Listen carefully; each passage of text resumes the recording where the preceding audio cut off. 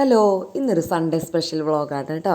അപ്പോൾ അത് രാവിലെ തന്നെ എഴുന്നേറ്റ് ബ്രേക്ക്ഫാസ്റ്റൊക്കെ കഴിഞ്ഞ് തലേദിവസത്തെ എഡിറ്റിങ്ങും അങ്ങനത്തെ കുറേ ജോലികളൊക്കെ ഉണ്ടായിരുന്നു. അപ്പോഴൊന്നും ഞാൻ ഷൂട്ട് ചെയ്യാൻ നിന്നില്ല. പിന്നെ ഞാൻ വിചാരിച്ചു ഗോതമ്പ് ഒന്ന് പൊടിപ്പിക്കാൻ ചിക്കൻ വാങ്ങിക്കാൻ പോകുമ്പോൾ കൊടുത്തു വിടാമെന്ന്. പറ്റിങ്ങി പൊടിച്ച് കിട്ടുമല്ലോ എന്ന് വെച്ച് കൊടുത്തു വിട്ടതാണ്. പക്ഷെ അവരതവിടെ വാങ്ങിച്ച് വെച്ച് പിറ്റേ ദിവസം തരാമെന്ന് പറഞ്ഞു കേട്ടോ. പിന്നെ രാവിലെ ജോലിക്ക് പോകണ നേരത്ത് കൈ പിടിച്ച് കൊണ്ടുപോകാൻ നിൽക്കണ്ടല്ലോ, ഇതാകുമ്പോൾ ചേട്ടൻ അവിടെ എത്തിച്ചോളും. അപ്പോൾ അങ്ങനെ വിചാരിച്ച് പിന്നെ ഇപ്പോൾ കൊടുത്തയക്കുക തന്നെ ചെയ്തു. അപ്പോൾ നാളെ ഞാൻ ജോലി കഴിഞ്ഞ് വരുമ്പോൾ തിരിച്ച് കൊണ്ടുവരാമല്ലോ എന്ന് വിചാരിച്ചു. ഗോതമ്പൊടിയൊക്കെ ഏകദേശം കഴിഞ്ഞിട്ടുണ്ട്. പിന്നെ ഗോതമ്പ് വാങ്ങിച്ചാൽ ഇരുന്ന് കേടായി തുടങ്ങി.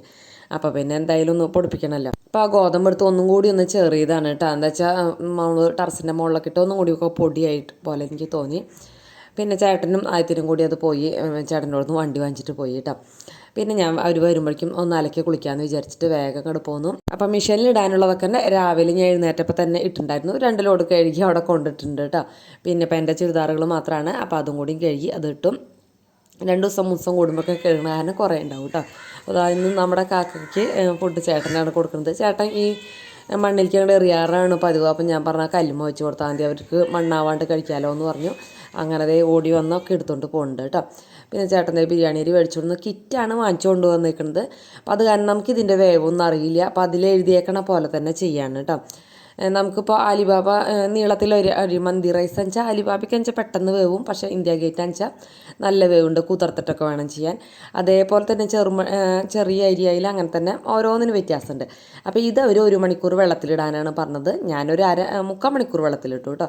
ഗ്രീൻ പീസ് കറിലും വെള്ളത്തിലിട്ടുണ്ട്. പിന്നെ ചിക്കൻ എടുത്തിട്ട് മുളക് പൊടിയും മഞ്ഞൾപ്പൊടിയും ഇഞ്ചി വെളുത്തുള്ളി പേസ്റ്റും കുറച്ച് ഉപ്പും കൂടിയിട്ടിട്ട് നന്നായിട്ടൊന്ന് മിക്സ് ചെയ്ത് കുറച്ച് നേരം ഒന്ന് റെസ്റ്റ് ചെയ്യാൻ വെക്കാമല്ലോ.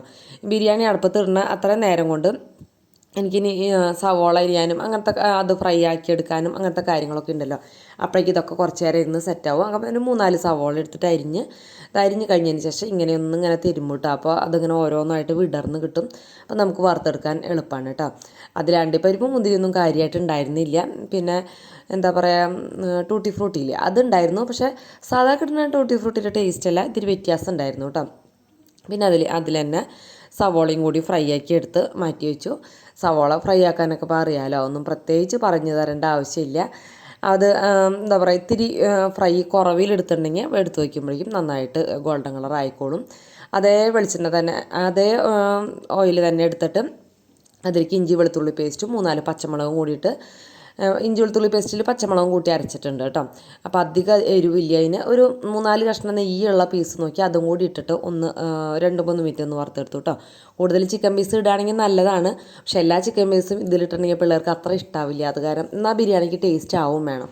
അപ്പോൾ അത് കാരണം നെയ്യുള്ളത് നോക്കി 3-4 പീസ് എടുത്ത് അതിലേക്ക് ഇട്ടു.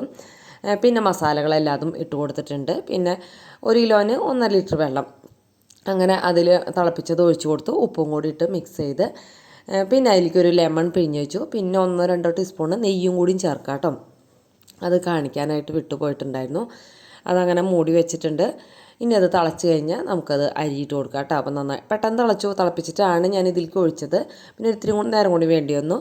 അപ്പോൾ നമ്മളൊരു 3/4 മണിക്കൂറൊക്കെ കുതിർത്തി ഡ്രെയിൻ ചെയ്ത് വെച്ച അരി ഇട്ട് കൊടുത്തിട്ടുണ്ട്. അതൊന്ന് മിക്സ് ചെയ്ത് വെള്ളത്തിൽ ഉപ്പൊക്കെ ഉണ്ടോയെന്ന് ചെക്ക് ചെയ്തതിന് ശേഷം ഇട്ട് മൂടി വെച്ചു കേട്ടോ. ഈ നേരത്തൊന്നും ഇനിയിപ്പോൾ ഒന്നും ഇടേണ്ട ആവശ്യമില്ലല്ലോ. അപ്പോൾ വേഗം ഞാൻ ചിക്കൻ കറി വെക്കാമെന്ന് ചോദിച്ചു. അടുപ്പത്ത് ചിക്കൻ കറി വെക്കുന്നത് നല്ലൊരു ടേസ്റ്റ് അല്ലേ. അപ്പോൾ അത് കാരണം ഇന്ന് ഒഴിവല്ലേ, അത് കാരണം അങ്ങനെ ചെയ്തു. അപ്പോൾ അതാ ചീനച്ചട്ടി വെച്ച് ഇഞ്ചി വെളുത്തുള്ളി പേസ്റ്റ് ആദ്യം ഇട്ടിട്ടുണ്ട്. അതൊന്ന് മൊരിഞ്ഞ് വന്നിട്ടുണ്ട്. അതിലേക്ക് 2 സവോള ഇട്ട് കൊടുത്തിട്ട് നന്നായിട്ടൊന്ന് വഴറ്റിയെടുക്കണം.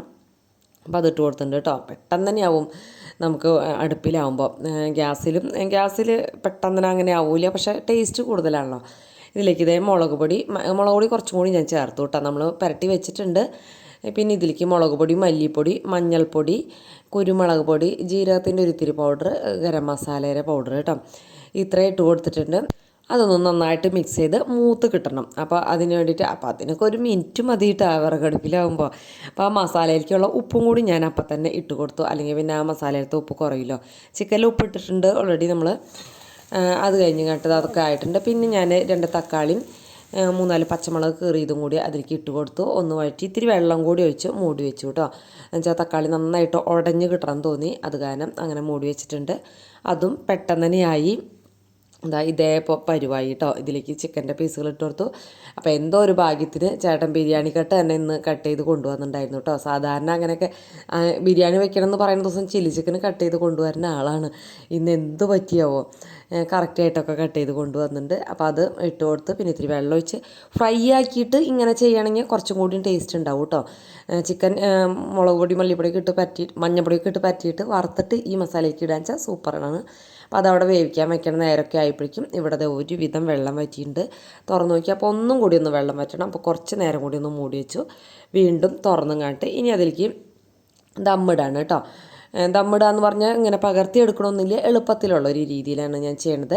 അതിൻ്റെ മേലേക്ക് തന്നെ നിറയെ സവോള ഇട്ട് കൊടുത്തു, ഫ്രൈ ആക്കി വെച്ചത് കുറച്ച് മാറ്റി വെച്ചു കേട്ടോ, നമുക്ക് വിളമ്പുമ്പോൾ ഡെക്കറേറ്റ് ചെയ്യാൻ വേണ്ടിയിട്ട്. പിന്നെ മല്ലിയിലയും പുതിനയിലയും അതൊക്കെ നന്നായിട്ട് തന്നെ ഇട്ട് കൊടുത്തു. ബിരിയാണിയിൽ അതൊക്കെ ചെല്ലുമ്പോഴാണല്ലോ നല്ല ടേസ്റ്റ് ഉണ്ടാവുക. പിന്നെ അതിൽ എസൻസ് ഉണ്ടായിരുന്നു, അതും കൂടി ഒഴിച്ച് കൊടുത്തു. പിന്നെ പാലിൽ മഞ്ഞൾപ്പൊടി ഇട്ടിട്ട് ഒരു 1/4 ഗ്ലാസ്സിന് മേലെ ഒഴിച്ചിട്ടുണ്ടാവും കേട്ടോ. അതൊക്കെ ഒരു ടേസ്റ്റാണ് ആ പാലിൻ്റെയൊക്കെ അതിൽ ചെല്ലുമ്പോൾ കേട്ടോ. പിന്നെ ഞാൻ പറഞ്ഞില്ലേ അതിൽ ടൂട്ടി ഫ്രൂട്ടി ഉണ്ടായിരുന്നു എന്ന്. പക്ഷേ നല്ല ടേസ്റ്റ് ഉണ്ടായിരുന്നു കേട്ടോ. പക്ഷേ അത് ടൂട്ടി ഫ്രൂട്ടിയുടെ ശരിക്കൊരു ടേസ്റ്റ് അല്ലായിരുന്നു. മുന്തിരി കുറവുള്ളതിന് പകരം അവരിട്ടതായിരിക്കാം. പിന്നെ ഗ്രീൻ പീസറിൽ വെച്ച് ഇടണ്ടെന്നൊക്കെ ഞാൻ വിചാരിച്ചു. പക്ഷേ പിള്ളേർക്ക് ഇടണം, ഇട്ടോ അതിനെന്താ കുഴപ്പം, നല്ല ടേസ്റ്റ് അല്ലേ എന്ന് പറഞ്ഞു. പിന്നെ അതും കൂടി ഇട്ടു കേട്ടോ. മൂടി വെച്ചിട്ടുണ്ട്. ഞാൻ അപ്പോഴേക്കും തൈരൊക്കെ റെഡിയാക്കി എടുത്തു. പിന്നെ ഞാൻ വേഗം പാത്രങ്ങൾ കഴുകിയെടുത്തു കേട്ടോ. എന്നുവെച്ചാൽ അതൊക്കെ സെറ്റാവണ നേരം പാത്രങ്ങൾ കഴുകി അടുക്കള ഒതുക്കിയിട്ടുണ്ടെങ്കിൽ പിന്നെ നമുക്ക് ഫുഡ് കഴിച്ച് കഴിഞ്ഞ് പെട്ടെന്ന് റെസ്റ്റ് എടുക്കാൻ പോകാമല്ലോ. കഴിച്ച പാത്രം മാത്രമല്ലേ നമുക്ക് കഴുകാനുണ്ടാവുള്ളൂ. ഇതിപ്പോൾ ഈ വെച്ചും നമ്മൾ അങ്ങോട്ടും ഇങ്ങോട്ടൊക്കെ ആക്കുമ്പോൾ കുറേ പാത്രങ്ങൾ കഴുകണ്ടോ. അത് ഞാൻ ആദ്യം കഴുകി കൗണ്ടർ ടോപ്പൊക്കെ തുടച്ചിട്ടു കേട്ടോ.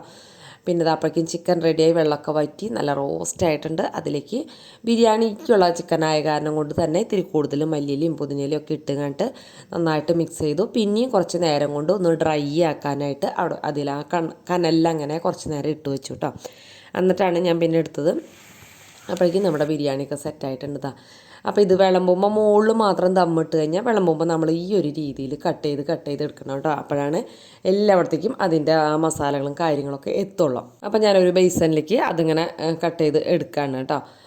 പിന്നെ ഇനിയിപ്പോൾ ഉപ്പൊക്കെ പോരായിട്ടുണ്ടോ എന്നുള്ളത് നമ്മൾ ആ വെള്ളത്തിൽ തന്നെ നോക്കണം. അപ്പോൾ ബിരിയാണിയിലൊക്കെ എന്ന് പറഞ്ഞാൽ ഉപ്പൊക്കെ കുറഞ്ഞാൽ ഭയങ്കര ടേസ്റ്റ് ഡിഫറൻസ് ആണ് അല്ലേ. അപ്പോൾ അതൊക്കെ പകർത്തി വെച്ചു. പിന്നെ അതാ ഒരു വീഡിയോ ഒക്കെ എടുത്ത് പിന്നെ നമുക്ക് ഷോർട്സ് ആയിട്ട് ഇടണമല്ലോ. അപ്പോൾ ഷോർട്സിന് വേണ്ടിയിട്ടുള്ള വീഡിയോ ഒക്കെ എടുത്ത് അങ്ങനെ കുറച്ച് ടൈം ഫോട്ടോ എടുക്കാനും വീഡിയോ എടുക്കാനൊക്കെ പോകും കേട്ടോ. അത് ഇതൊക്കെ ഉണ്ടല്ലേ, ചിക്കൻ നല്ല കളറുണ്ടായിരുന്നു കേട്ടോ. അത് റെഡ് ചില്ലി ആയി കാരണമെന്ന് തോന്നുന്നു. നല്ല കളറുണ്ട്, ഓവർ എരിവും ഉണ്ടായിരുന്നില്ല. അങ്ങനെ എല്ലാവരും കൂടി വന്നിങ്ങോട്ട് ഹോളിലേക്ക് എത്തി അവിടെ നിന്ന് കഴിച്ചു കേട്ടോ. അമ്മ പതിവ് പോലെ തന്നെ എല്ലാതും വിളമ്പി ആ മുറിയിൽ പോയി കഴിക്കുള്ളൂ. ആ ശീലമൊന്നും മാറ്റാൻ നമ്മളെ കൊണ്ടാവില്ല കേട്ടോ. അപ്പോൾ അങ്ങനെ ആദ്യത്തിനാണ് ഇന്നും കുറുമ്പ് കാണിച്ച് വരാനായിട്ട് വൈകിയത്. അപ്പോൾ ഞാൻ നല്ല ചീത്ത പറഞ്ഞ് വിളിച്ചു. പിന്നെ അപ്പോൾ പറഞ്ഞു ഞാൻ വിളിച്ചാൽ അങ്ങോട്ട് വരില്ല, അമ്മ ചീത്ത പറയണമെന്നൊക്കെ ചോദിച്ചു. പക്ഷേ കഴിഞ്ഞ ആഴ്ച അവൻ വന്നില്ലല്ലോ. എനിക്കത് കാരണം ഫുഡ് കഴിക്കുമ്പോഴെങ്കിലും നമ്മൾ സൺഡേ ഒക്കെ അല്ലേ എല്ലാവരും കൂടി ഇങ്ങനെ ഉണ്ടാവുള്ളൂ. വൈകുന്നേരം തന്നെ എല്ലാ ദിവസവും ചിലപ്പോൾ പറ്റാറില്ല. ചിലപ്പോൾ പരമാവധി ഞാൻ ശ്രമിക്കും കേട്ടോ വൈകുന്നേരം ഒരുമിച്ച് ഇരുത്താനൊക്കെ. ചിലപ്പോഴൊന്നും പക്ഷേ സാധിക്കാറില്ല. പക്ഷേ സൺഡേ ഉച്ചയ്ക്ക് എന്ന് പറയുന്നത് എന്തായാലും അങ്ങനെ തന്നെ ഇരിക്കും. അത് കഴിഞ്ഞ് പോയി കിടന്ന് കുറച്ച് നേരമൊക്കെ ഒന്ന് റെസ്റ്റ് എടുത്തു. ഞാൻ ചായ വയ്ക്കുന്ന നേരത്തെ ജനലക്കൂടെ നോക്കിയപ്പോൾ മയിൽ പീര് വിളർത്തി നിൽക്കണു. അപ്പോൾ ഞാൻ ഓടി ചെന്ന് ക്യാമറ ഓണാക്കി വാതിൽ തുറന്നപ്പോഴേക്കും അതെന്നെ കണ്ടപ്പോഴേക്കും പീലിയൊക്കെ താത്തി ഓടടാ ഓട്ടം. അത് കഴിഞ്ഞ് ഞങ്ങളത് ചായയൊക്കെ കുടിച്ച് കുറച്ച് നേരം, അധികം നേരമൊന്നും ഇല്ല കേട്ടോ, ഒരു 5 മിനിറ്റ് 10 മിനിറ്റൊക്കെ ഇന്ന് വർത്താനം പറഞ്ഞ് പിന്നെ വിത്തുകൾ പാവേണ്ടതൊക്കെയാണ്.